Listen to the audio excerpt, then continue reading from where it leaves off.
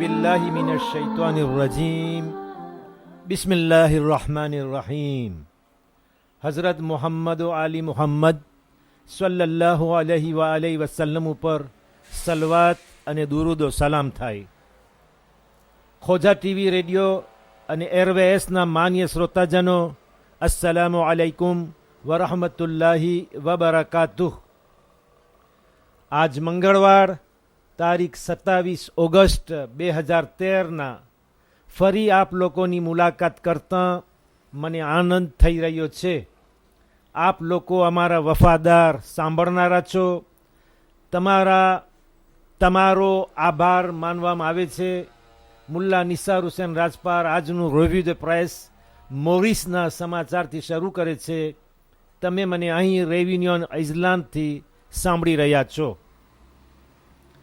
આજની તારીખનું જોર્નાલ દ લીલ પોતાના છાપાના પાજ 9 નંબરના પેજ ઉપર ઇલ મોરિસના નવીનમાં લખે છે અને સમાચાર તમને અગાઉ સમાચારોની અંદર રિવ્યુ ધ પ્રેસની અંદર આપી દેવામાં આવ્યા છે, પણ વધુમાં તે કહેવાનું કે મોરિસ પોતાના દેશમાં 25 રૂપિયા, 50 રૂપિયા, 500 રૂપિયા 25, 50 એ 500 રૂપિયાની જે નોટનો પ્રચાર કર્યો છે તે નોટ કાગળની બનેલી નથી પણ પ્લાસ્ટિકની છે, જે પાણી અને સાબુથી ધોઈ શકાય છે। કહે છે કે દુનિયામાં ફક્ત 20 દેશો એવા છે જેમાં આવી નોટ ચાલી રહી છે કે જે પ્લાસ્ટિકથી બનેલી હોય। તે નોટ 4 ગણી વધુ મજબૂત અને કાગળની નોટથી વધુ ટકાઉ અને પાછી ઉપયોગમાં લઈ શકાય અગર બગડી જાય, મેલી થઈ જાય, યાને રિસાયકલેબલ છે। 1988ના સાલમાં ઓસ્ટ્રેલિયા ખાતે આ નોટ બહાર મૂકવામાં આવી, જેની શોધ બેલ્જિક દેશની યુનિયન ચિમિક બેલ્જ તરફથી કરવામાં આવી છે। યુરોપના સૌપ્રથમ દેશો રૂમાની અને ઇરલાન્ડ દુ નોર છે કે જે આઝી પેસિફિકના દેશો સાથે મળીને આવી પ્લાસ્ટિકની ભીએ અપનાવી છે। હવે આપણે મોરિસથી પાછા રેયુનિયન ટાપુ ઉપર પગ મૂકીએ। પ્લેનની સફરમાં, અવિયોની સફરમાં 40 મિનિટ લાગે છે, પણ વિચારને તેની કોઈ તકલીફ નથી। મનની આંખોથી તમે મોરિસને તમારા ગુમાન અને વિચારની અંદર પણ જોઈ શકો છો। ઝીર પાજ 10 ઉપર 10 નંબરના પેજ ઉપર ફરી એક વખત એમ્પોના બારામાં લખે છે કે અત્યારે એમ્પોની મોસમ છે, જ્યારે એમ્પો sur les revenus, આપણી કમાણી ઉપરના ટેક્સના પાનાઓ દેશમાં વેચાઈ રહ્યા છે, ત્યાં તો એમ્પો લોકો ટાક્સ ફોન્સિયર એ ટાક્સ d'habitation, જમીન અને ઘર મકાન ઉપરના ટાક્સના કાગળિયાઓ આવતા મહિના સપ્ટેમ્બરથી બહાર પડશે।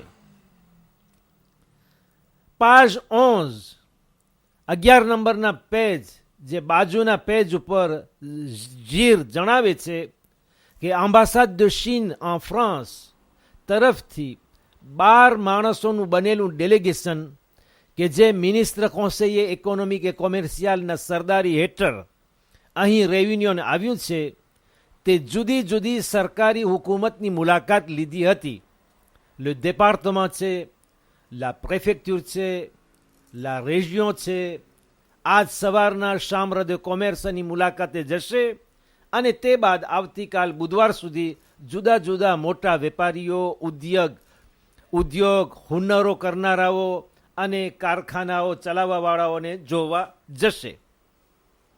તેમના પ્રોજેક્ટમાં સેન્ટ ફિલિપ ખાતે એક 5 એતવાલની જબરદસ્ત હોટલ બનાવવાનો ઈરાદો છે, જેનો ખર્ચ લગભગ 30 મિલિયન યુરો થશે। ધ્યાનમાં રહે કે રેયુનિયન ટાપુ ઉપર કોન્સ્યુલ જેનેરલ de ચીન મૌજૂદ છે અને ચામ્bre de commerce ચીનવાઝની પણ ઉત્પત્તિ છે, જેને હવે association des commerçants et des cadres chinois de la réunionથી ઓળખવામાં આવે છે અને તેની અંદર લગભગ 180 મેમ્બરો 180 membres છે, વેપારીઓ, કામ કરનારાઓ વગેરે. એક પાનું તમે ફેરવશો તો તમે 13 નંબરના પાજ ઉપર આવશો.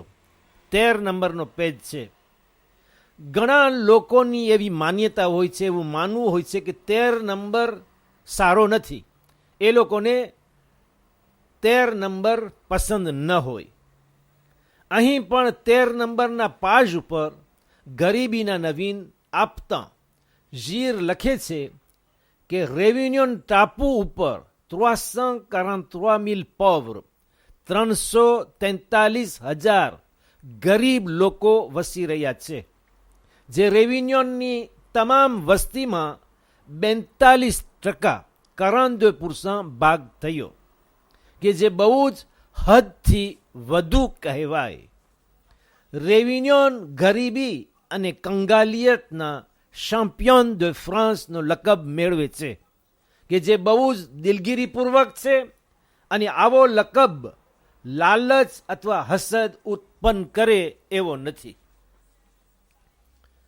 ફ્રાન્સની અંદર ઝીરનું કહેવું છે કે એક માણસ 980 euro, 980 euroથી ઓછી રકમથી જીવતો હોય, અને પરણેલા બે માણસો 1900 euroથી ઓછી રકમ, એટલે 1900 euroથી ઓછી રકમથી જીવતા હોય, જેની પાસે 2 બચ્ચા હોય, યાને ઘરમાં 4 જીવ હોય, તે લોકોને ગરીબ કહેવામાં આવે છે. આ હિસાબે લગભગ 40%, 40% બુઢાઓ, ઝયીફો, મોટી ઉંમરના લોકો કે જેમની ઉંમર 65 વર્ષથી વધુ છે, અને 20 વર્ષથી ઓછી ઉંમરના જવાનો 50%નો, 50%નો આ હાલતમાં સમાવેશ થાય છે, કે જે હું તમને કહી ગયો. કામની અછત અને પૈસા દાખલ થવાની કોઈ બીજી સગવડ ન હોવી તો આ ગરીબીનું કારણ છે. અને ખાસ કરી 30%, 3% કુટુંબની અંદર ઘર દીઠ 4 જીવ વસી રહ્યા હોય, ન જવાન કે ન ઝયીફ, કોઈ આ ગરીબીથી બચેલો નથી. કોઈ પણ ખોટ અને નબળાઈ કે અશક્તિ હોય તેને હાન્ડીકાપ કહેવામાં આવે છે. કંગાલિયત, ગરીબી ઉપરાંત 31,400 personnes હાન્ડીકાપે છે. 41,400 માણસો કે જેમને શારીરિક કોઈ પણ ખોટ અને નબળાઈ કે અશક્તિ હોય. પાજ 15 ઉપર સિગારેટ ઇલેક્ટ્રોનિક વિશે લખતા આજ મંગળવારનું ઝીર જણાવે છે કે ઇલેક્ટ્રોનિક બીડી એવી નથી કે જે નુકસાન ન પહોંચાડતી હોય. એવું 60 millions de consommateurs નામનું રિવ્યુ પોતાના પુસ્તકમાં લખે છે, કે જે સપ્ટેમ્બર મહિનાનું બહાર પડ્યું છે. તે ઇલેક્ટ્રોનિક બીડીની એનાલિસ કરતાં એમ જાણવા મળ્યું છે કે અમુક પ્રોડક્ટ જે તેની અંદર સમાયેલી છે તે નુકસાનકારક અને કેન્સરની બીમારી જન્માવે તેવી છે. જો કે આ વાતને તદ્દન ડોક્ટરો લોકો કબૂલ કરતા નથી, અને પોતાના શબ્દોને ફેરબદલી કરી જુદી રીતે તેઓ બયાન કરે છે. ઇલેક્ટ્રોનિક બીડીનો લગભગ 1 મિલિયન માણસ, 1 million de personnes વપરાશ કરી રહ્યા છે. તો ઈરાદો એમ નથી કે તેને બંધ કરવામાં આવે, પણ તેના ઉપર થોડો કાબુ જન્માવે.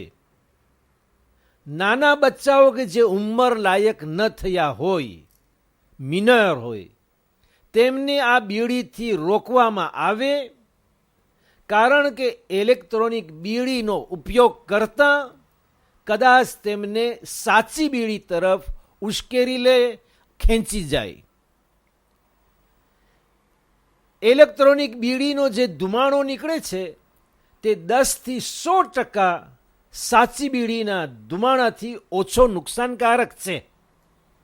ભલે ઉંમર લાયક ન થયેલા બચ્ચાઓથી, મિનર લોકોથી રોકવામાં આવે, કારણ કે આ ઇલેક્ટ્રોનિક બીડી કંઈ રમકડું નથી કે જેનાથી તેઓ રમે, પરંતુ તાબા કરતાં તે વધુ બહેતર છે. અને બીડીથી છૂટવાનું કારણ હોય, પાછું બીડી તરફ જવાનો મકસદ ના હોય. ઇલેક્ટ્રોનિક બીડીનો મકસદ એ છે કે સાચી બીડીથી છૂટીએ અને પાછી એ બીડી તરફ ન જઈએ. ગયા અઠવાડિયે તમને રિવ્યુ ધ પ્રેસમાં આ સમાચાર મેં ટાંકી ચૂક્યા છે. આજના જીરમાં પાજ 16 ઉપર ફરી આખું પાનું તે બારામાં વકફ કરવામાં આવ્યું છે.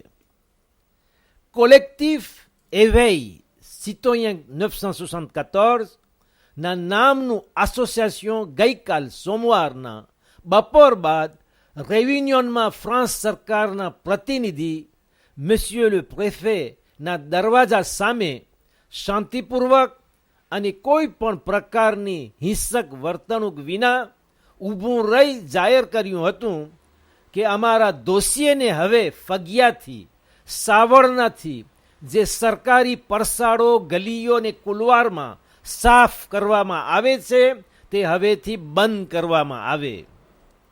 આ તે લોકો જમા થયા છે કે જેઓને સરકારી તકલીફ છે, જેમને ન્યાય ઇન્સાફ મળ્યો નથી એવું તેમનું કહેવું છે, જેમના પ્રશ્નોનો સહી રીતે ઉકેલ થયો નથી, કોઈની જમીન ગસ્બ થઈ ગઈ છે, કોઈને ઘર વેચવામાં આવ્યા છે પણ છતાં કે તે ઘર કાયદેસર ન હતા, કોઈને ખુલ્લી રીતે લૂંટવામાં આવ્યા છે. આવી રીતે એ લોકોની જાહેરાત છે.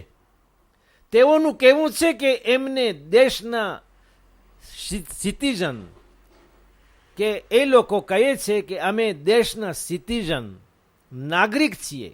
અમે ફક્ત તે જ ચાહીએ છીએ કે અમારી હાલત ઉપર વિચાર કરવામાં આવે અને અમારો હક અદા કરવામાં આવે. સરકાર પોતાની જિમ્મેદારી સમજે એમ તેઓનું કહેવું છે. ઝીર પોતાના અખબારમાં લખે છે. યાદ રહે કે તે કોલેક્ટિવની અંદર એક મુસલમાન ભાઈ પણ છે જે ઘણા વર્ષોથી કોર્ટની અંદર લડી રહ્યા છે અને હંમેશા પોકારે છે કે અમને ભરી આપો જે અમારો હક છે. ઝીર વધુમાં ટાંકે છે કે આખિરમાં આજ સવારથી તે કોલેક્ટિવમાંથી 2 માણસો કોર્ટની સામે જઈને ત્યાં ગ્રેવ ધ ફેમ, ઉપવાસ કરવાનો ઈરાદો રાખે છે. આવતા દિવસોમાં ક્યાં હક છુપાયેલું છે, ક્યાં સત્ય છે અને ક્યાં જૂઠ છે તે જાણવા અગાઉ ઝીરનું પાણું 22 ઉગાડીએ. તેમાં એક વાત તો જરૂર છુપી નથી અને સામે આવે છે કે સુકારો, સેશોરેઝ, વાતાવરણનું સૂકું થઈ જવું, આ વર્ષ આ સેશોરેઝ જલ્દી આવી છે. વરસાદની તંગીના કારણે પાણીની અછત થઈ રહી છે અને ઘણી જગ્યામાં અહીં રેવિન્યોન ખાતે નળનું પાણી વારંવાર બંધ થઈ જાય છે, જેથી માંગણી કરવામાં આવે છે કે પાણીનો અસરાફ કરવામાં ન આવે. મોટર વારંવાર ધોવી, પિસિનનું પાણી ફેંકીને વારંવાર તેને ભરવી, પાંદડાઓને પાણી પાવવું, એ બધું કરવામાં બહુ જ ખ્યાલ રાખવો અને ધ્યાન રાખવું કે પાણી ગેરકાયદેસર ન વપરાય.